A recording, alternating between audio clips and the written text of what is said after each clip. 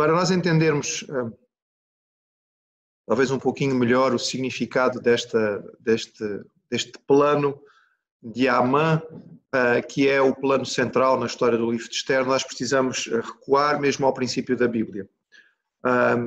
Nós temos que a palavra do Senhor nos mostra, desde o início, houve uma promessa feita mesmo no jardim. E esta promessa dizia que o Senhor ia providenciar alguém que viria para esmagar a cabeça da serpente. Fica claramente definido aí que haverá um Salvador pessoal. A semente da mulher, alguém da semente da mulher, portanto, um descendente seu, será responsável por esmagar o mal e dar-nos assim a vitória. Esta é a promessa. Evidentemente que para que isto acontecesse, esta pessoa teria que nascer, teria que vir dentro de um contexto, de um povo, de uma raça, de uma família, porque é assim que os seres humanos vêm à Terra, e por isso nós encontramos a promessa feita a Abraão. O Senhor disse a Abraão que ele seria o iniciador de uma grande nação. Lembramos que a promessa é feita quando Abraão tem 75 anos, ele tem uma esposa, apenas uma, mesmo numa cultura que era poligâmica, a sua esposa era estéril, portanto já estava mais do que provado que eles não podiam ter filhos, e no entretanto esta é a promessa de Deus, de que ele vai ser o início de uma grande nação, e através dele todos os povos da terra serão abençoados. A partir daqui, nós vamos perceber que existe uma verdadeira campanha, digamos assim, ou uma dificuldade enorme para que haja a continuidade desta família. E a continuidade desta família e deste povo é colocada em causa muitas vezes, porque a continuidade desta família era a continuidade do plano da salvação. Então, apenas pensando em algumas das situações, ajudar os irmãos a perceber como elas foram realmente muitas. Então, por exemplo, Sara, Rebeca, Raquel, as primeiras matriarcas, são todas estéreis, não sei se já pensaram nisto, não é? Sara não podia ter filhos, depois ela tem apenas um filho da promessa que é Isaac. Isaac vai casar-se com uma mulher que também é estéril, fica 20 anos sem ter filhos. Por sua vez, Jacó, que vai ser o herdeiro da promessa, tem uma escolhida que é Raquel, que também vai ser estéril, ou seja, tudo isto parece que leva a uma dificuldade no seguimento da história. Depois, nós vemos momentos vários, eu apenas selecionei alguns, se os irmãos forem lendo o texto do Antigo Testamento, vão ver que as hipóteses de eliminação do povo de Deus foram inúmeras. Por exemplo, quando Jacó voltou a Canaã, voltou à terra dos seus pais com os seus filhos, há aquele episódio em Siquém em que 2 dos seus filhos vão lá e eles matam todos os machos, todos os homens daquela cidade. E isto podia ter levado a um levantamento maciço dos povos cananeus contra Jacó e a sua família. Ele é só uma família, bastava que por exemplo, duas cidades daquelas cidades cananitas levantassem as suas tropas e eles tinham eliminado a família de Jacó. O texto bíblico diz claramente que Deus colocou medo no coração dos povos das cidades vizinhas para que não atacassem a família de Jacó. Portanto, viviam em risco constante. Depois há a fome. A fome é muito grande e a família de Jacó está em grande risco de ser eliminada. No entretanto, Deus tinha mandado José à frente para que ele pudesse preparar todas as coisas no Egito, e então ele leva a sua família para o Egito e toma conta deles lá. Mas no Egito, por sua vez, surge uma nova situação de possibilidade de genocídio, quando o faraó dá uma ordem, um decreto imperial, não é o primeiro, como vamos ver hoje, o de hoje não é o primeiro, é um decreto imperial do faraó para que todos os meninos judeus que nascessem fossem eliminados. Mais uma vez, há um risco, se todos os rapazes deixarem de existir, tendo em conta que o entendimento daqueles povos era patriarcal, as mulheres judias até podiam ter filhos, mas teriam filhos de homens egípcios, as crianças não seriam consideradas judias, o povo de Deus seria eliminado. Quando o povo sai do Egito e para diante do Mar Vermelho, novamente há uma situação dramática, porque eles têm o mar à frente e têm as tropas do faraó atrás, têm montanhas dos lados, não têm para onde fugir. O faraó está furioso, está muito zangado, novamente o risco de uma eliminação em massa do povo de Deus. Continuando na história, no deserto há vários momentos de risco. O povo, que não é um grupinho de pessoas, são mais de 2 milhões de pessoas, às tantas não têm água para beber, depois têm dificuldade em conseguir comida, não é? Nós que nestes tempos de quarentena ficamos preocupados com manter a nossa despensa abastecida, imagine o que era abastecer a despensa de 2 milhões de pessoas ou mais num deserto. Mas o Senhor vai providenciando. Depois eles são atacados pelos amalequitas, um povo maligno, um povo de guerra, um povo acostumado a isto, que tenta eliminar Israel em pleno deserto. Também, mais tarde, os moabitas vão tentar fazer prejuízo ao povo através de um falso profeta Balaão.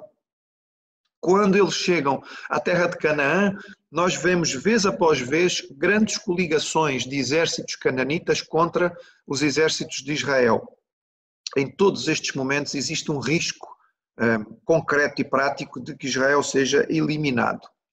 No período dos juízes, isto sucede-se vez após vez. Há povos diferentes que tomam o poder e que oprimem Israel e que ameaçam a eliminação de Israel, e quando Israel está desesperado, clama por Deus e Deus providencia um Salvador. Uma das tribos, no entretanto, quase é eliminada. Se os irmãos relerem, é um episódio muito feio, muito triste da história. Em Juízes capítulo 20 e 21, nós lemos que a tribo de Benjamim quase que acaba, né? Sobram 400 homens daquela tribo e ela praticamente é eliminada. Lembrando que desta tribo virá Saul, o primeiro rei de Israel, de quem Mardoqueu parece ser descendente. Ele e Esther são descendentes de Saul, da tribo de Benjamim. Os filisteus também são grande ameaça para Israel. Há momentos dramáticos em que eles ganham grandes vitórias e ameaçam a existência do povo de Israel. Uma delas é na época de Eli, quando a arca do concerto é levada. Depois, mais tarde, quando Saul é derrotado, os filisteus literalmente dividem o povo em duas partes. Eles entram pelo centro de Canaã e dividem Israel. As tribos do sul não conseguem contactar as do norte e há ali um período de grande drama, até que Davi se levanta como grande rei que vai restabelecer a paz e derrotar os filisteus. Mais tarde nós temos então os períodos de exílio. As 10 tribos do norte, o reino de Israel, são levados para o exílio na Assíria. As 2 tribos do sul, o reino de Judá, é levado, passados algum tempo, para o exílio babilônico e depois persa. E havia um grande risco de que o povo, assim disperso, já não tendo identidade nacional, já não há uma nação, não tem um território, não tem capital, não tem templo, tudo isto podia facilitar que o povo de Israel se misturasse com os outros povos e às tantas deixasse de existir. Lembrando que este povo era importante porque neste povo vai nascer o Salvador e daí a importância de todos estes planos.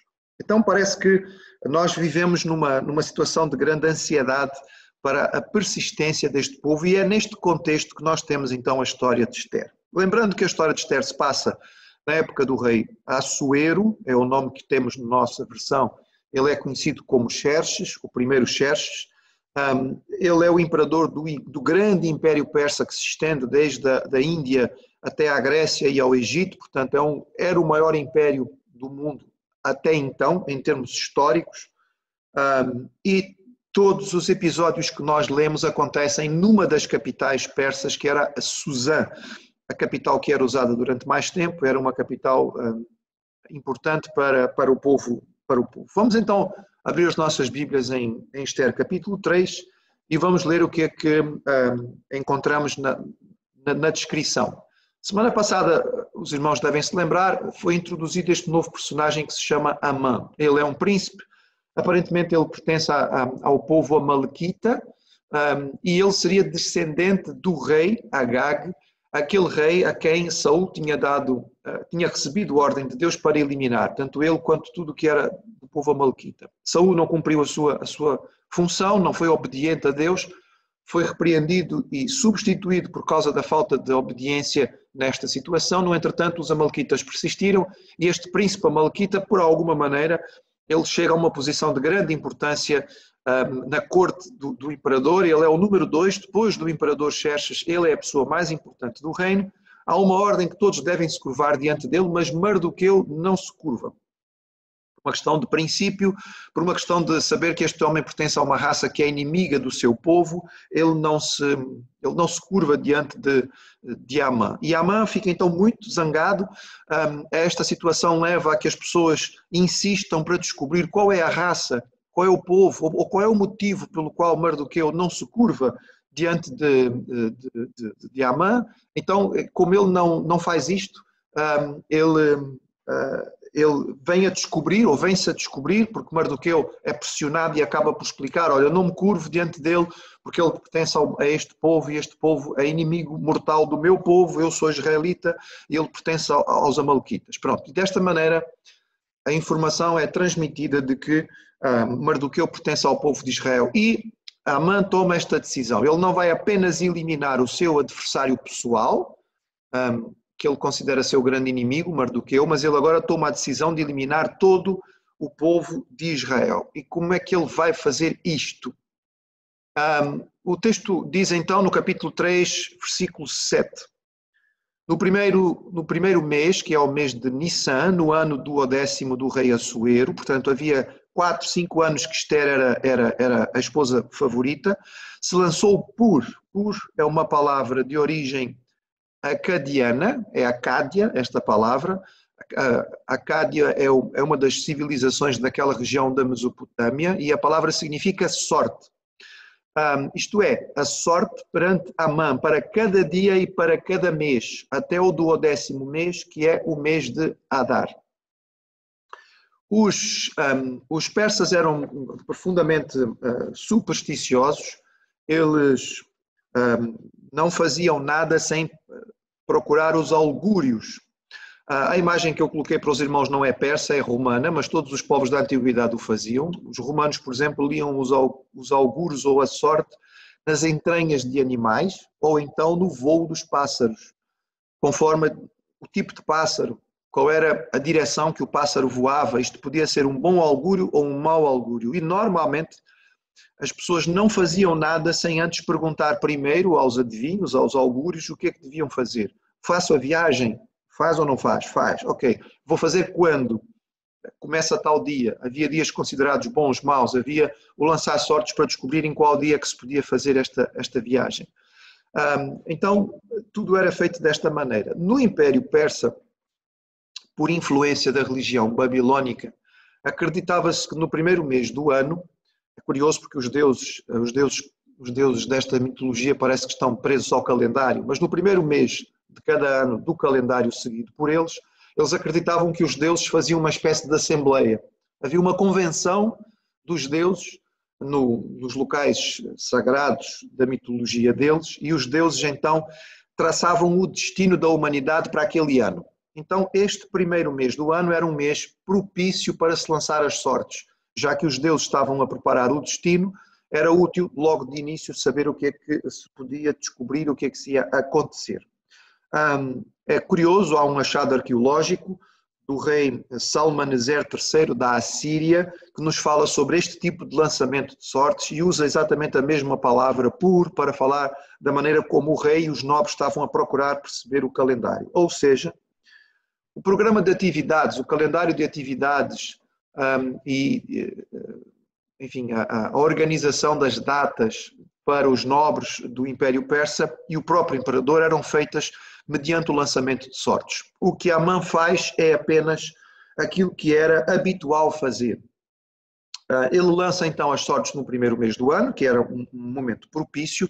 Interessante notar que aqui o primeiro mês do ano é designado pelo calendário judaico, e lembrar que o primeiro mês do ano era o mês em que os judeus celebravam a Páscoa, ou seja, no momento em que os judeus estão a celebrar a festa da sua libertação do Egito, do cativeiro do Egito, este príncipe maligno está a lançar as sortes para preparar a eliminação do povo agora no cativeiro persa. Não deixa de ter aqui alguma ironia nisto tudo. Ele vai lançando a sorte, não diz exatamente como, havia várias possibilidades. Uma delas era uma espécie de dados feitos de ossos e que basicamente respondiam sim ou não. E isto ia sendo feito por cada mês e depois dentro do mês para cada dia, e calhou então no 12º mês, que era o mês de Adar, e depois vamos saber qual é o dia, vai ser o 13º dia. Ou seja, a sorte é lançada naquilo que equivaleria para nós ao mês de abril, e vai calhar, segundo diz o augúrio, no mês de março do ano seguinte. Estamos a falar de abril de 474 a.C. e março de 473 a.C., que seria então a data para a execução do plano de Amã. Ele tem assim cerca de 11 meses para preparar o seu plano. É bastante tempo, não é? Ele tem tempo para se organizar, para organizar todas as coisas, para que não falhe nada da sua estratégia. Mas, por outro lado, também podemos perceber, de alguma maneira, a mão do Senhor agindo aqui. Imaginemos que o plano, a sorte tinha sido lançada e tinha dado no mês seguinte, ou seja, tudo ia ser feito muito rapidamente. Amã não teria tanto tempo para executar o seu plano, mas também o povo de Israel não tinha tempo para se preparar, para se defender. Com 11 meses há tempo para Amã preparar tudo aquilo que ele quer fazer, mas também há tempo para que o povo de Israel se organize e se prepare para a defesa contra este plano maligno que está sendo feito contra ele. E qual é então o plano? Amã conhece bem o seu rei, e ele vai ter com Assuero com o seguinte discurso. Ele diz: existe espalhado e dividido entre os povos, em todas as províncias do teu reino, um povo cujas leis são diferentes das leis de todos os povos, e que não cumpre as leis do rei. Não convém ao rei deixá-los ficar. Se bem parecer ao rei, decrete-se que os matem.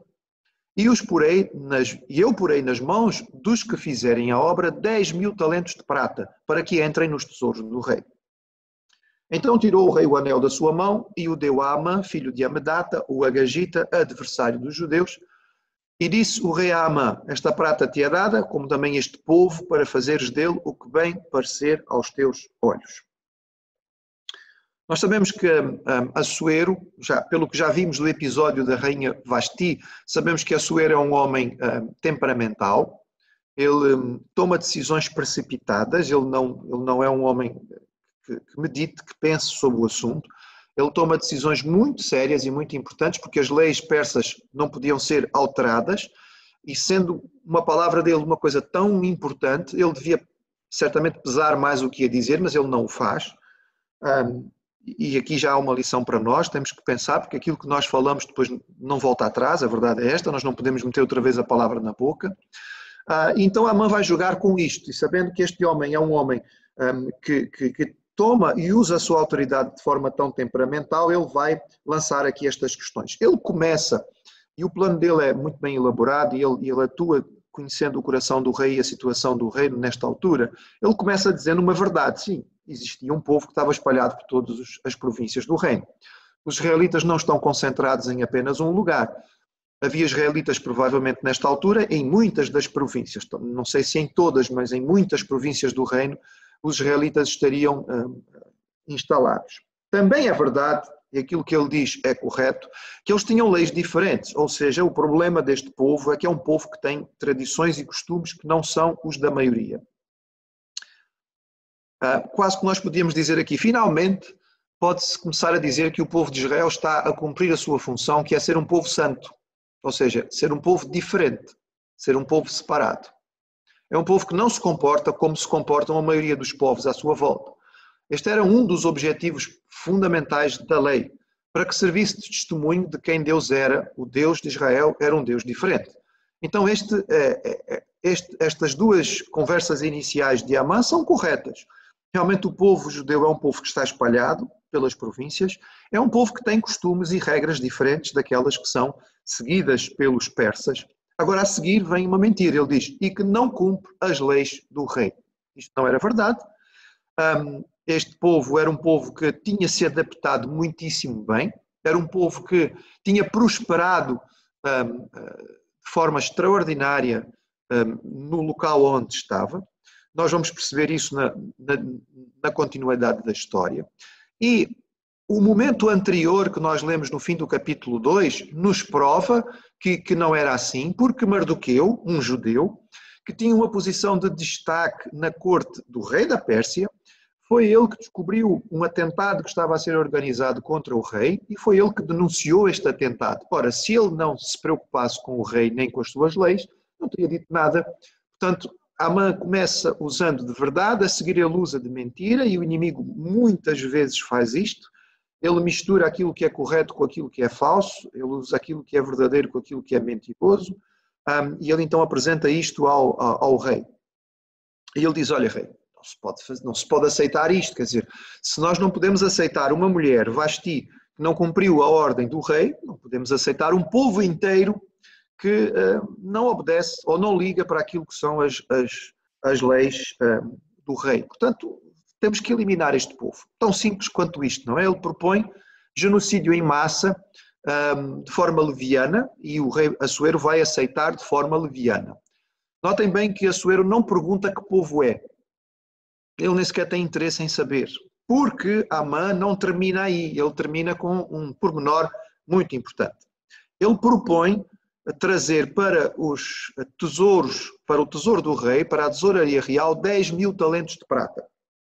Ora, o historiador grego Heródoto diz-nos que o PIB, portanto a entrada anual do reino da Pérsia, do Império da Pérsia, nesta altura de Xerxes I, era de 15.000 talentos de prata. 15.000 talentos de prata. Era o que ele recolhia de impostos anualmente. O que Amã propõe é 2/3, não é? 66% quase, não é? 10.000 talentos de prata era uma quantia absurda, Amã, certamente é muito difícil imaginar que ele tivesse esta riqueza. Ele está a contar com o despojo do povo de Israel.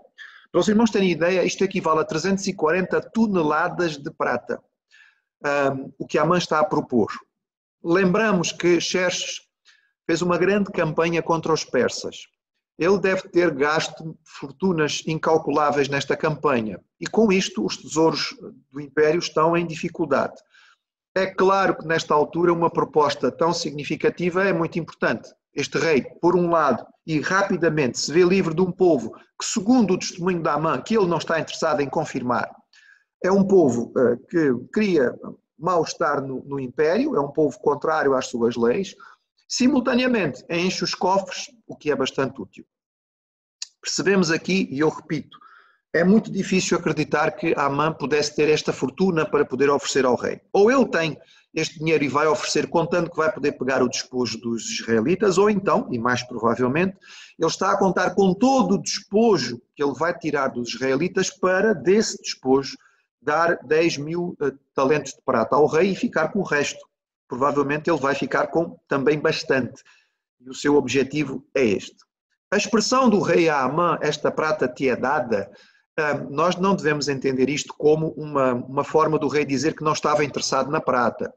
Os povos orientais tinham este hábito da barganha, assim como nós verificamos em outros episódios. Os irmãos podem se lembrar quando Abraão vai comprar o terreno para fazer o cemitério da sua esposa Sara, quando Davi quer comprar o espaço do Monte Moriá para construir o templo. Nestes dois episódios há uma proposta inicial de compra que o dono diz, não é preciso, deixa estar, nós somos grandes amigos, fica lá com o terreno, mas nós lendo o resto da história sabemos que aquilo foi só fachada, não é? Fazia parte do que era obrigatório na conversa. No fim vai-se pagar, ou seja, é claro que Amã vai dar este dinheiro ao rei e o rei não está a dispensar uma fortuna tremenda destas. É uma maneira de dialogar próprio daquela época. Ele faz algo importantíssimo, que é ele tira o seu anel, o anel com o qual ele selava os seus decretos, e de forma leviana ele coloca na mão de Amã para que Amã faça aquilo que quiser, ou seja, ele dá a Amã toda a autoridade. Este anel era o símbolo máximo de poder e vai servir então para que Amã possa fazer tudo aquilo que lhe apetecer. Diz então o texto que chamaram os escrivães do rei, era uma espécie de secretários, estenógrafos, enfim, eles tomavam nota daquilo que o rei queria e depois colocavam na própria forma, em papiros ou em rolos preparados para isto, que no primeiro mês do dia 13 do mesmo, e conforme a tudo quanto Amã mandou, se escreveu aos príncipes do rei, aos governadores que havia sobre cada província, aos líderes de cada povo, a cada província segundo a sua escrita, a cada povo segundo a sua língua, em nome do rei Assuero se escreveu e com o anel do rei se selou. E enviaram-se cartas por intermédio dos correios, a imagem é uma imagem dos famosos correios persas, foi a primeira, crê-se que foi o primeiro grande sistema de correios que existiu no mundo antigo. O sistema persa, que depois até os americanos chegaram a usar, era o famoso Pony Express, antes de haver os caminhos de ferro. Havia pontos na grande estrada que ia por todo o império. A cada X quilómetros havia um local com estábulos e cavalos preparados para que os mensageiros pudessem continuar sempre e rapidamente, para aquele tempo, muito rapidamente, se conseguia levar uma mensagem até aos extremos do império. Então, os correios a todas as províncias para que, vejam irmãos agora, destruíssem, matassem e fizessem perecer. A gente quase que diz assim, mas o Amã tinha um dicionário de sinónimos, ou então a sua raiva é tão grande que ele não pode dizer apenas uma vez, né? Ele tem que dizer 3 vezes, né? Eles têm que matar, destruir, fazer perecer, e tem que ser todos, judeus, desde o jovem até ao velho, mulheres e crianças. Lembrando que esta tinha sido a ordem dada por Deus a Saul em relação aos amalequitas, que eles fossem todos eliminados. A única diferença que existe neste mandamento agora é que ele é de origem humana e maligna e que o executor do mandamento vai ficar muito rico. Enquanto no caso de Saul, Deus disse que tudo aquilo que pertencia aos amalequitas era anátema, nada podia ser tomado. E o erro de Saul foi exatamente ficar com parte daquilo que era a riqueza dos amalequitas. Então, isto devia acontecer no dia 13 do 12º mês. Lá está então um ano, não é? Dia 13 do primeiro mês, dia 13 do 12º mês. Temos 11 meses para que tudo possa ser feito e que se saqueassem os seus bens. Isto era, evidentemente, vantajoso para quem estivesse a ouvir a informação. Os judeus, repito, eram um povo que tinha prosperado, estava, na sua maioria, vivendo bem e, portanto, os inimigos todos do povo de Israel esfregaram as mãos satisfeitos. Nesta data eles iam, por ordem imperial, eles podiam simplesmente eliminar todos os judeus das cidades e ficar com todos os seus bens. Amã certamente colocaria pessoas da sua confiança junto a todo este processo para confirmar que todos eram eliminados e também para ficar com a maior parte do saque. Uma cópia do despacho que determinou a divulgação da lei em cada província foi enviada a todos os povos para que estivessem preparados para aquele dia. Portanto, a lei está feita, ela foi selada pelo rei, foi preparada por Amã, foi enviada a todas as províncias e isto foi no primeiro mês, no dia 13, o que quer dizer que até ao fim deste primeiro mês, porque os correios persas, segundo temos de informações antigas, demoravam cerca de 3 a 4 dias para chegar até ao extremo do império, portanto, de certeza que antes do fim deste mês, já esta informação corria por todo o império e todo o império sabia aquilo que ia ser feito. E todo o povo judeu tem, digamos, a guilhotina preparada sobre eles. O texto termina nesta nossa lição de hoje, no versículo 15, dizendo que os correios, pois impelidos pela palavra do rei, saíram e a lei se proclamou na fortaleza de Suzã. É claro, a lei ia para todo o lado também, na capital se ficou a saber, muito mais rapidamente, e o rei e Amã se assentaram a beber. Nós já sabemos que este rei é um rei que gosta de se precipitar, não somente em tomar decisões, como em celebrar o que ainda não aconteceu. Lembrando que o capítulo 1 é uma grande cerimónia, uma grande festa, um grande banquete, em que Assuero estava a celebrar a vitória sobre os gregos, que não tinha acontecido ainda e que depois não vai acontecer. Aqui, da mesma forma, Amã está felicíssimo e ele então prepara uma celebração junto com o rei. Eles estão aí com 1 ano de antecedência, ou com 11 meses de antecedência, a celebrar a eliminação do povo de Israel e o encher dos cofres do imperador com aquilo que era a sua riqueza. Porém, diz o texto, a cidade de Suzã estava confusa.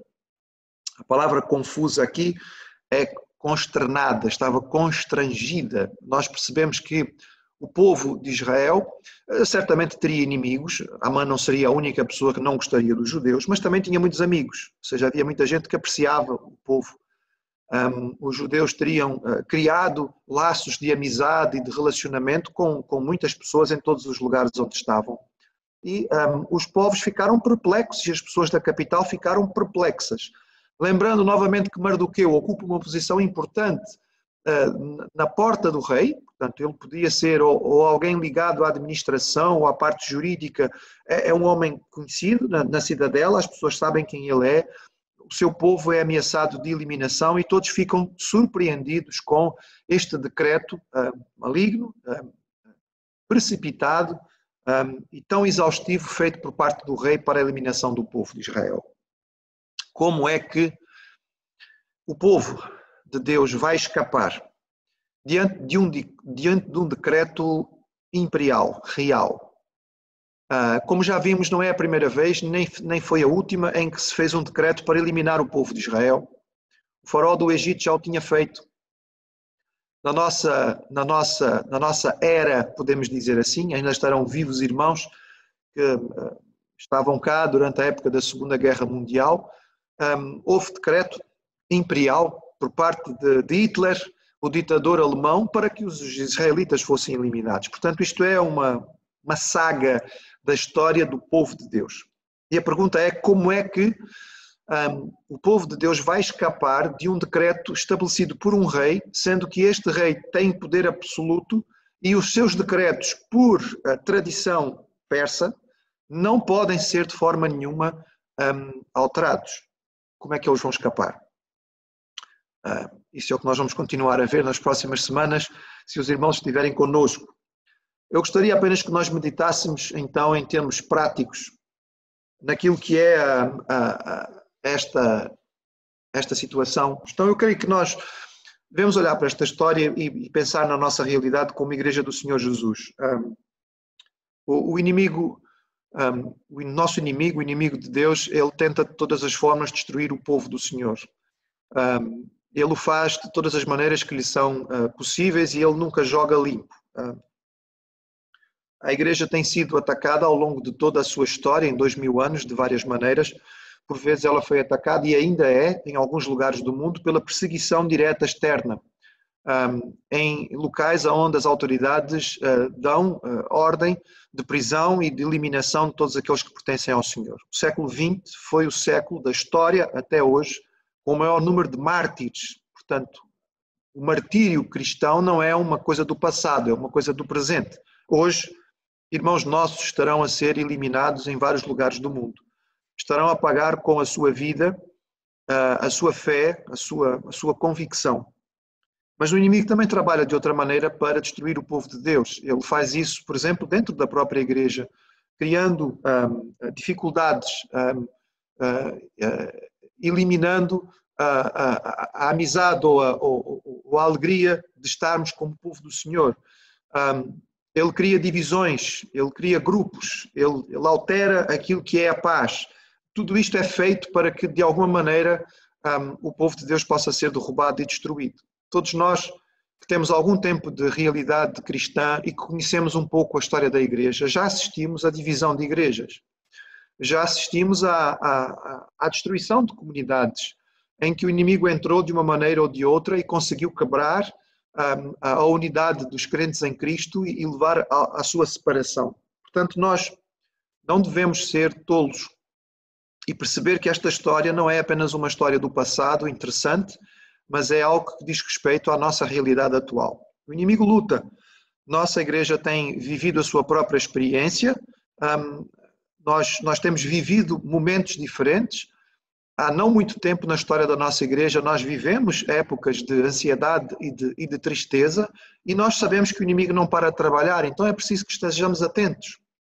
Nós, como servos do Senhor, temos que estar preparados e temos que enfrentar aquilo que o inimigo coloca para tentar nos prejudicar. Ele vai usar os seus emissários para enviar esta má notícia, para tentar de alguma forma criar a calúnia e o prejuízo, e nós, como servos do Senhor, precisamos ter o discernimento para perceber os seus ataques e lembrar que se o inimigo tem capacidade para levar os seus emissários com a má notícia, com a má nova da destruição a todos os lados, nós temos certamente também condições de sermos emissários do Senhor para levar a boa nova a todos os lados. O imperador persa tinha correios que podiam levar o seu decreto de morte a todos os cantos do império. Nós somos o correio do Senhor, que podemos levar a boa nova a todos os cantos do mundo. O Senhor Jesus disse que era a nossa responsabilidade fazer discípulos de todas as nações e pregar o Evangelho até aos confins da terra. Os confins da terra começam no nosso prédio, começam no nosso bairro, começam na nossa zona de convivência. Agora os irmãos até podem dizer, mas neste momento não estamos a conviver com quase ninguém, aqueles que não estão a sair para trabalhar. Mas fazemos os nossos contatos através dos meios de comunicação, através do WhatsApp, através do telefone, através da internet. E em breve estaremos a sair novamente para estar com os nossos. Que nós possamos ser tocados pelo privilégio de ter esta boa nova para levar. Que não nos deixemos acabrunhar por aquilo que é o trabalho do inimigo para prejudicar, mas que possamos ser usados por ele com alegria para levar esta boa nova. A boa nova de que em Jesus existe a salvação, a única forma de salvação, a paz com Deus e a experiência da vida eterna. Então esta seria uma boa aplicação desta lição, que é uma lição que pode parecer pesada e triste, porque termina num momento dramático da proposta de eliminação do povo de Israel. Notem bem, irmãos, até aqui o nome de Deus não foi mencionado, porque neste livro o nome de Deus não aparece. Mas o Senhor está por trás de todas as coisas e se Ele permite por alguma razão e Ele não perdeu o controle. Se é verdade que Amã vai ter tanto tempo para organizar aquilo que ele quer fazer, também é verdade que este mesmo tempo é dado ao povo de Deus para se organizar e para se preparar para responder ao ataque do inimigo. E como é que o povo de Deus vai fazer isto? Muito bem. Como é que o povo de Deus fez nesta época? Nós vamos continuar a ler. Como é que nós vamos fazer? Isto é um desafio para cada um de nós e a resposta deve ser dada por cada um de nós. Cada um de nós é a igreja.